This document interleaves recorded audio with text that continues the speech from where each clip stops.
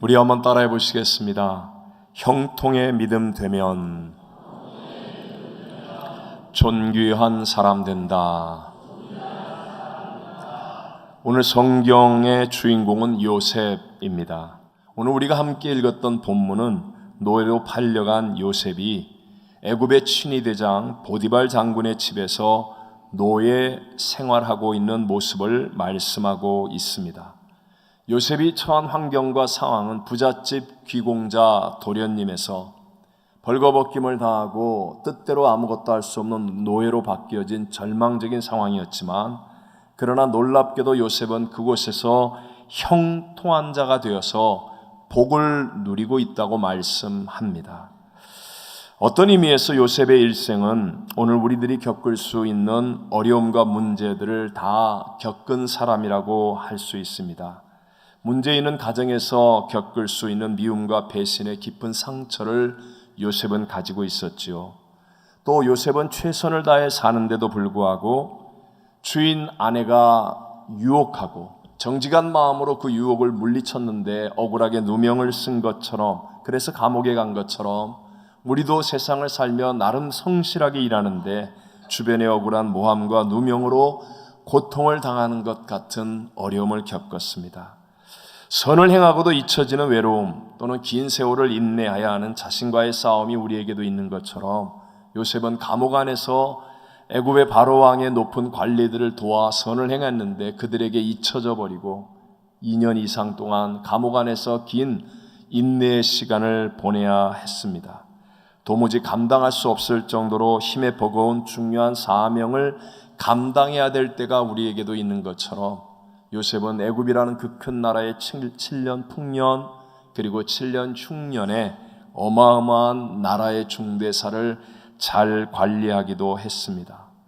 원수 갚을 기회가 왔지만 용서로 마음을 다스려야 할 때가 있는 것처럼 요셉이 애굽의 2인자 총리 대신이 되어 형제들에게 원수를 갚을 수 있는 그 상황 속에서도 자신과 싸워 용서하는 그러한 삶을 살기도 했습니다.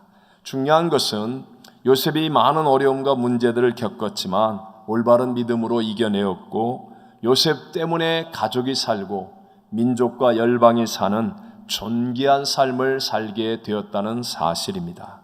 요셉이 믿은 하나님, 요셉의 믿음을 통해서 역사하셨던 그 하나님은 바로 지금 우리가 믿는 하나님이요 우리 가운데 함께하고 계신 하나님이신 줄로 믿습니다.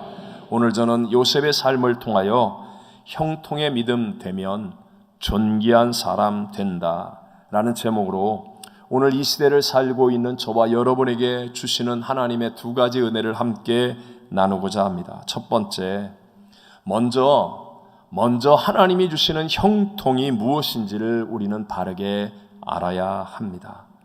자, 오늘 본문 1절과 2절을 다 같이 한번 읽어봅니다. 요셉이 이끌려 애굽에 내려가매 바로의 신하 친위대장 애굽 사람 보디발이 그를 그리로 데려간 이스마엘 사람의 손에서 요셉을 사니라. 여호와께서 요셉과 함께 하심으로 그가 형통한 자가 되어 그의 주인 애굽 사람의 집에 있으니. 아멘. 자, 오늘 성경의 말씀을 보면 한 가정에서 귀한 아들로 잘 살고 있던 요셉이 노예로 팔려가서 애굽이란 나라의 친위대장 보디발을 주인으로 섬기며 종으로 살게 되었는데 오히려 이것으로 형통한 자가 되었다라고 성경은 말씀하고 있습니다. 또 창세기 39장 23절을 한번 읽어봅니다. 간수장은 그의 손에 맡긴 것을 무엇인지 살펴보지 아니하였으니 이는 여호와께서 요셉과 함께 하심이라. 여호와께서 그를 범사에 형통하게 하셨더라. 아멘.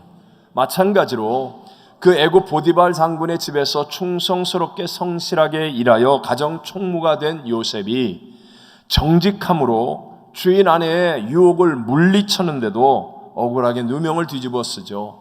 그리고 애굽의 감옥에 들어갑니다.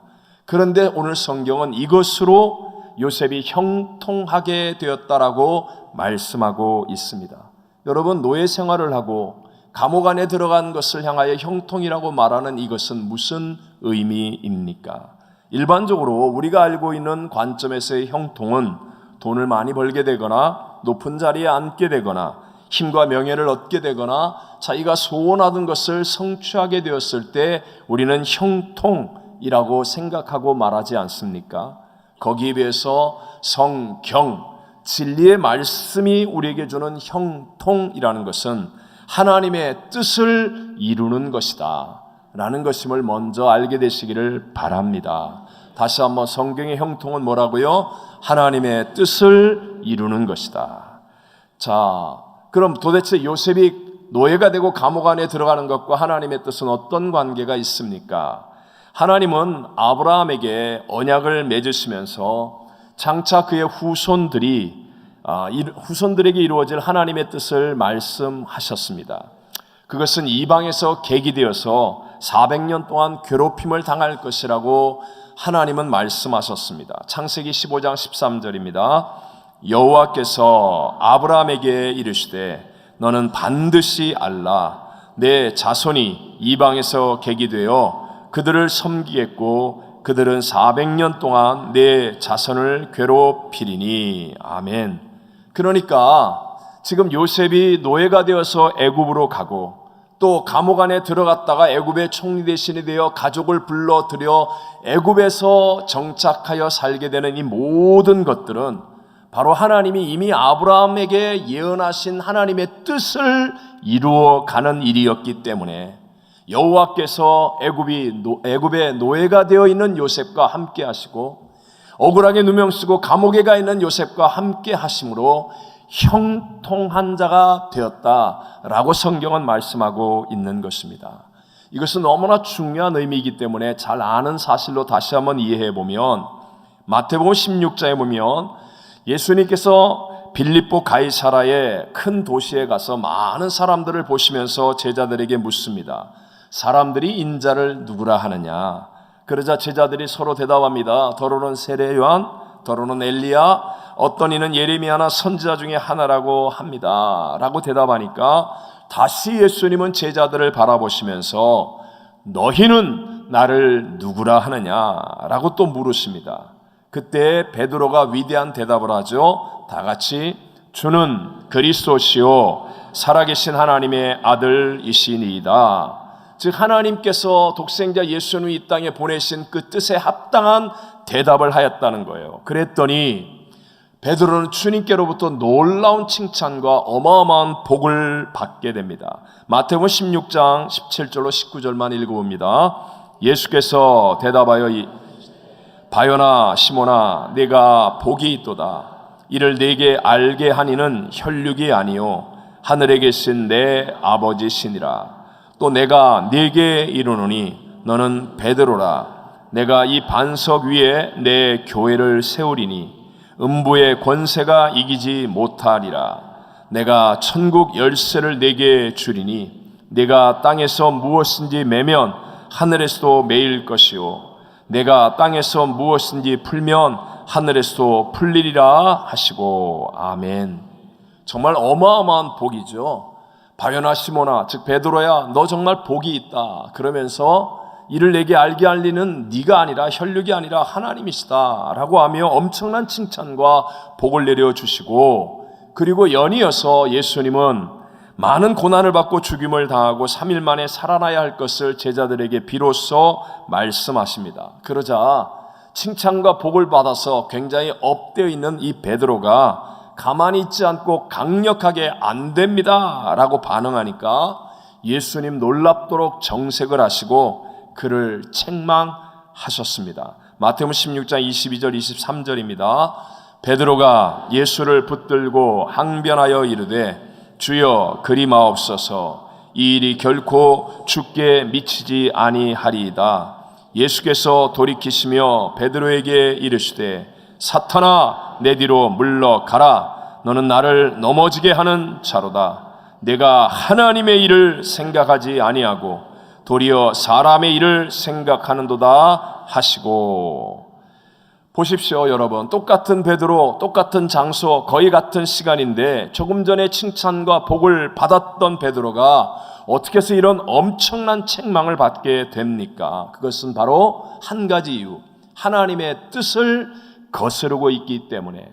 즉 하나님의 뜻 안에 있을 때는 형통과 복이 임하였고, 하나님의 뜻을 거스르니까 이렇게 엄청난 책망을 받게 되더라 하는 것입니다. 하나님의 뜻이 무엇입니까?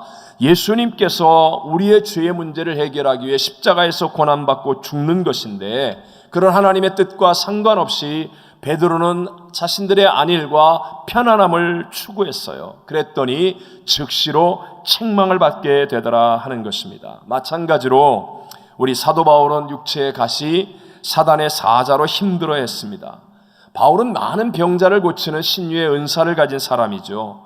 그의 손수건을 가져다 덮고 기도해도 병자가 나았고요, 지나가다가 바울의 그림자만 덮여도 병자가 일어나기도 했었습니다. 그런 바울이 자신에게 있는 육체의 가시를 가지고 간절하게 3번씩이나 하나님 앞에 이것을 뽑아달라고 기도했는데 하나님은 치료해 주시지 않았습니다. 그럼 이것이 바울의 실패였습니까?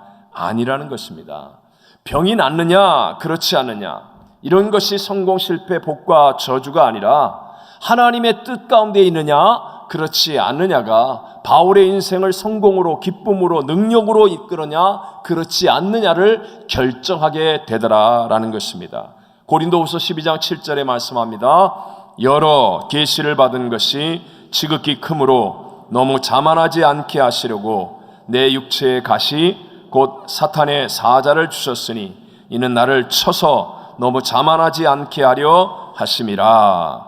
사도 바울은 지금 자신에게 육체의 가시 사탄의 사자가 뽑혀지지 않고 있는 하나님의 뜻을 분명히 알고 있었습니다. 그랬더니 이 육체의 가시가 뽑아지지 아니하였는데, 치료되지 않았는데도 불구하고 더 기뻐하는 삶을 살 수 있고, 오히려 더 큰 하나님의 능력을 가지고 승리하는 삶을 살 수 있었다라고 고백하는 것입니다. 고린도후서 12장 10절을 읽습니다. 그러므로 내가 그리스도를 위하여 약한 것들과 능력과 궁핍과 박해와 곤고를 기뻐하노니 이는 내가 약한 그때의 강함이라. 아멘. 이런 의미에서 오늘날 우리들의 신앙의 무기력의 문제는 하나님의 뜻과 상관없는 복을 구하고 자기의 안위를 먼저 구하고 있기 때문만은 아니겠습니까? 왜 우리 교회에 주신 가든지 보낸지 돕든지의 사명이 중요한 것입니까? 바로 이 선교는 분명한 하나님의 뜻이기 때문인 줄로 믿습니다. 자, 그럼 두 번째로, 어떻게 하면 나도 요셉과 같이 하나님의 뜻과 함께하는 삶이 될 수 있습니까? 여러분, 하나님의 뜻은 예수를 믿는 모든 사람에게 다 있습니다. 그런데 내가 연구하거나 노력해서 찾는 것이라고 하기보다는 받아들일 수 있는 것입니다. 하나님의 뜻은 받아들이는 것이라는 거죠. 즉 말씀을 받아들이고 기도를 받아들이면 성령의 역사를 통하여 내가 하나님의 뜻을 알게 되거나, 그렇지 않다 할지라도 최소한 하나님의 뜻과 함께하는 삶을 살 수 있게 될 줄로 믿습니다. 자, 오늘 본문의 주인공 요셉을 가리킬 때 가장 큰 특징 중에 하나를 꿈꾸는 사람이라고 말합니다. 요셉을 성경에서 처음 말하는 창세기 37장 5절만 읽어보겠습니다. 요셉이 꿈을 꾸고 자기 형들에게 말하매 그들이 그를 더욱 미워하였더라. 아멘. 보십시오. 요셉은 지금 라헬의 소생으로 다른 어머니의 아들들인 형제들에게 미움과 시기의 대상이 되어 있었습니다. 그런데 요셉이 꾼 꿈으로 말미암아 죽임을 당할 뻔한 그런 더 큰 미움을 받게 되는데도 불구하고, 중요한 것은 요셉은 이렇게 하나님의 꿈을 받아들이는 사람이었다는 거예요. 죽을 만큼의 위기가 다가온다 할지라도 하나님의 꿈을 받아들이는 사람이기 때문에 요셉은 하나님의 뜻 안에 거하는 사람이 되었고, 감옥이든지 노예 생활이든지 형통한 자가 되어서 존귀한 사람이 될 수 있었는 줄로 믿습니다. 자, 창세기 12장에 보면 우리의 모든 믿음의 롤 모델이 되는 믿음의 조상 아브라함이 처음 성경에 등장합니다. 하나님께서는 갈대아 우르에서 잘 먹고 잘 입고 잘 살고 있는 아브라함에게 나타나셔서 계시 속에 말씀하십니다. 창세기 12장 1절, 너는 너의 고향과 친척과 아버지의 집을 떠나 내가 내게 보여줄 땅으로 가라. 아브라함이 그 말씀을 받아들이는 거예요. 자기가 찾은 게 아니고요, 연구한 게 아니고요, 그날 그냥 환상과 꿈 중에 임하신 하나님의 말씀을 받아들이는 것입니다. 그래서 떠나긴 떠나는데 하나님이 가라고 말씀하신 가나안 땅은 새빨갛게 타들어가는 기근의 땅이므로 자기 마음대로 애굽으로 내려갑니다. 그래서 하나님과 아브라함 사이에 첫 번째 사건이 창세기 12장의 이후에 기록되어져 있습니다. 자, 당시에는요, 여자가 아름다우면 남편이고 옆에 있는 남자를 죽이고 빼앗아가는 시대이니까 아브라함은 아리따운 아내 사라 때문에 걱정이 되는 거예요. 그래서 사라에게 네가 이제부터 나의 아내라고 하지 말고 누이라고 해라 라고 말합니다. 아니나 다를까 애굽의 바로왕이 아브라함과 함께 있는 여인이 아름답다는 소문을 듣고 사라를 궁으로 불러들입니다. 그러면서 아브라함이 오빠라고 하니까 애굽의 바로왕이 양과 소와 노비와 암수 나귀와 낙타를 주어서 후대하여 주었습니다. 하지만 이런 난감한 상황, 아내를 빼앗기고 재물을 얻고 어찌할 바를 몰라 난감해하는 상황 속에 하나님께서 그날 밤 바로에게 나타나십니다. 그리고 바로의 궁과 집에 재앙을 내리시며 개입하십니다. 그러니까 바로가 놀라서 아내를 돌려주고, 그리고 아브라함과 사라는 다시 가나안 땅으로 풍성한 재물을 얻어 돌아오게 되었다는 사건이 첫 번째 사건으로 성경에 기록되어져 있습니다. 여러분, 아브라함과 하나님 사이에 이 첫 번째 사건이 주는 메시지가 무엇이겠습니까?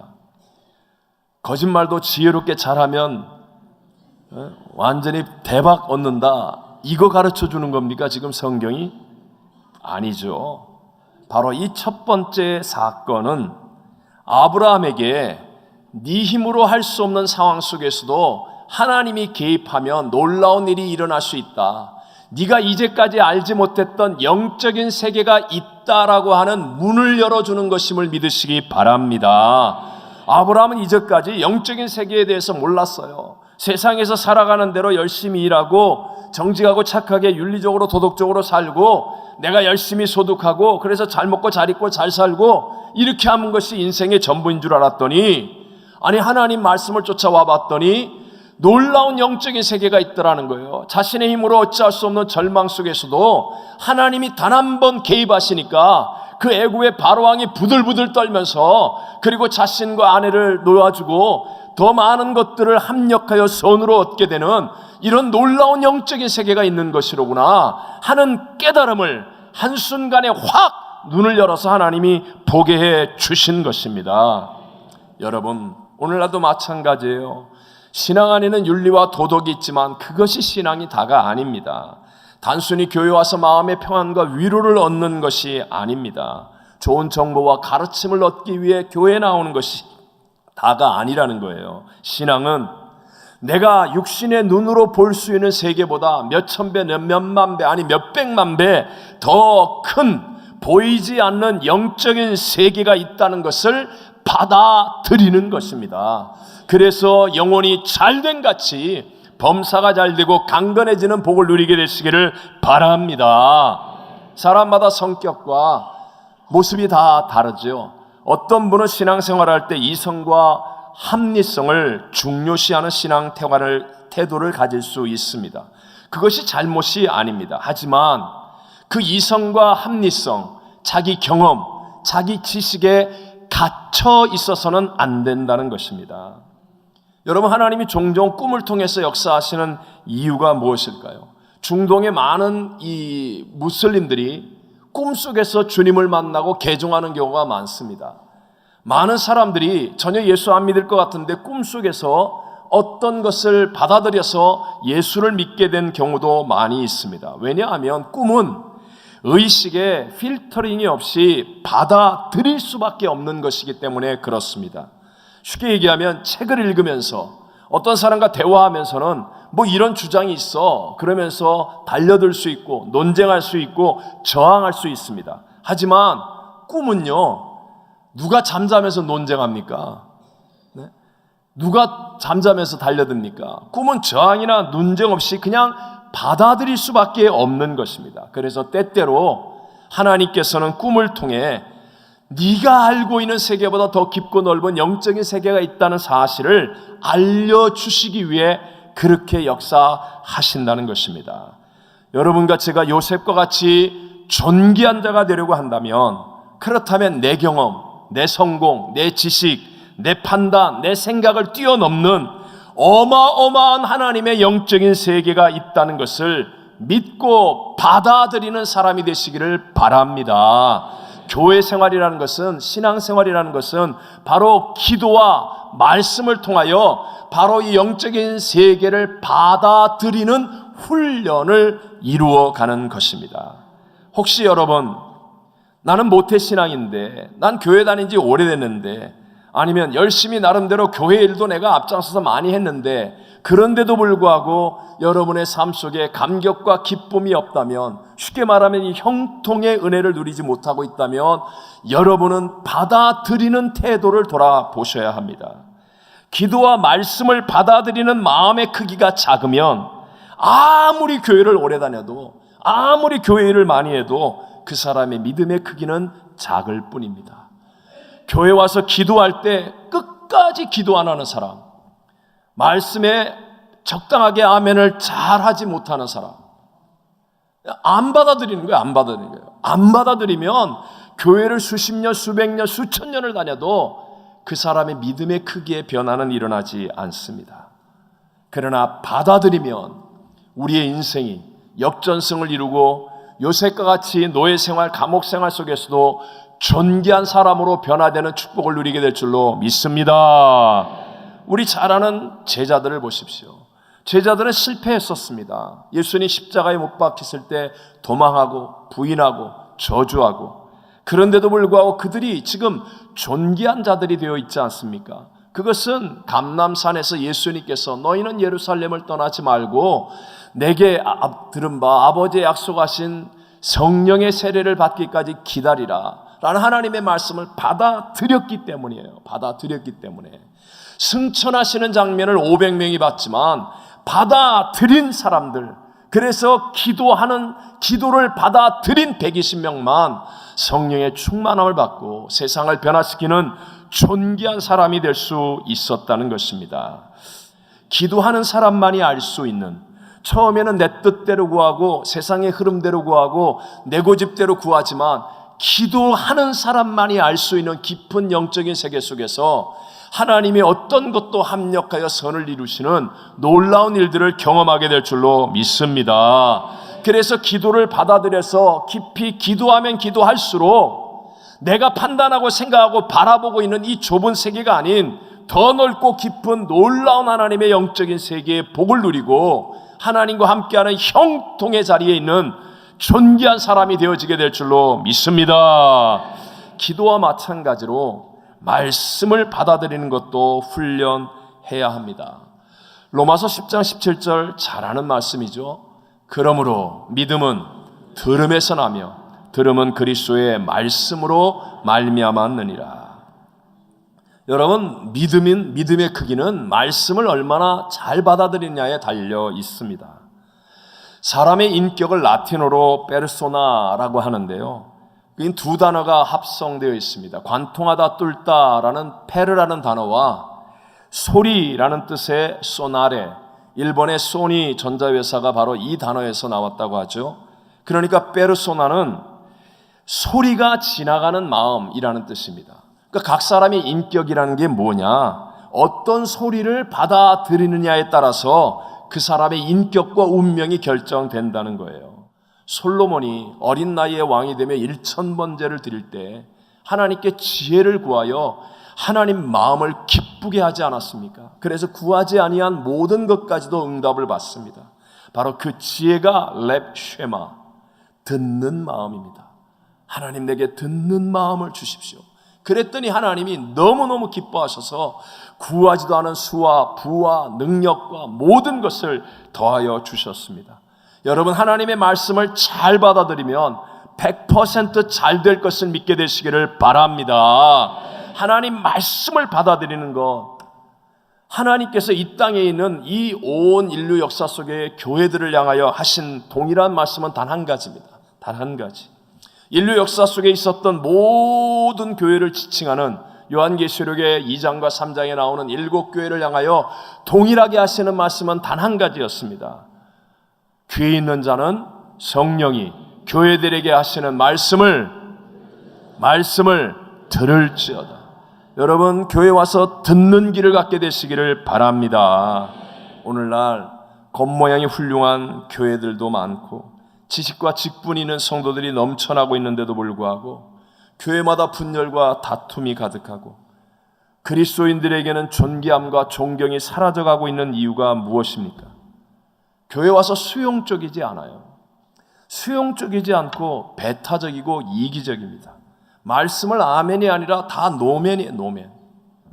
저거 다 목사가 저거 무슨 뜻이 있어서 그래. 뭐 이용해 먹으려고 그래. 또 뭐 시켜 먹으려고 그래. 다 노멘이에요. 노멘. 의심과 불평과 어두움으로 받아들이는 훈련이 이루어져 있지 않아요. 그러니까 천하 없는 하나님의 말씀이라 할지라도 역사가 일어나지 않는 것입니다. 자, 오늘 본문에서 마지막으로 우리 5절 말씀을 읽고 정리하려고 합니다. 그가 요셉에게 자기의 집과 그의 모든 소유물을 주관하게 한 때부터 여호와께서 요셉을 위하여 그 애굽 사람의 집에 복을 내리심으로 여호와의 복이 그의 집과 밭에 있는 모든 소유에 미친지라. 아멘. 보십시오. 요셉이 하나님의 뜻 안에 거하며 하나님과 함께하니까 형통하게 되는데 자신뿐만 아니라 애굽 사람의 집, 밭에 있는 모든 소유에까지 미치도록 하나님께서는 복을 내려주셨습니다. 여러분, 이렇게 엄청난 복을 받고 형통할 수 있는 이유는 단 한 가지. 요셉은 하나님의 뜻을 받아들인 사람이기 때문입니다.